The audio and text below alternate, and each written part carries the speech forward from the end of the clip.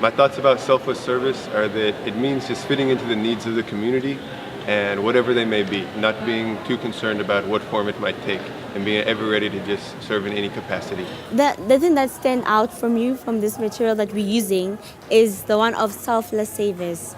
I used to doubt myself and say I'm a shy person, but in the writing they say that you should forget about yourself and don't dwell on your shortcomings. Just think about making your community better. How we understand service and what that means will affect how we make choices. So I really took away from our discussions that we should redefine how we understand service. So it's not something that's separate from the rest of your life. It's an aspect that can really be integrated into every part of your life and can characterize everything that you do. Para mí vivir una vida coherente sería como hemos hablado, la importancia de ver el servicio no solo como un acto de hacer para los demás y todo eso, ya que el servicio en verdad moldea nuestra vida, nuestra forma de ser, actuar, y lo más interesante es que nace de nosotros, es una iniciativa propia, no es obligado, no viene sintiéndose la presión de que deba ser una obligación. I think a lot of youth find living a coherent life so difficult is because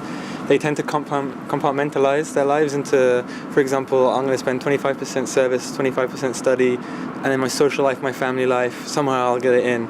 But really when we have one purpose uniting all of it, it becomes a lot easier to see the reasons behind everything. And when our purpose is governed by something that we believe is higher than ourselves, for example, for me, the center of my life would be trying to apply the teachings of Baha'u'llah to the wider society, and that's the efforts of the whole Baha'i community. The way I'm going to approach service is going to change now, because I used to separate it from like what I do in my everyday life. Like it's something completely different, but I think now I can like incorporate it in what I do, and like if we put it at the center of like our everyday lives, it'd be so much easier, and then we get to practice it more and it'll come naturally. So I think we spent a lot of time talking about service as the responsibility of our generation, and as our higher purpose. Like our higher purpose is to be of service, and it was really interesting because I think a difficult thing that comes up when we talk about this is how do we fit this into these busy lives that everyone lives.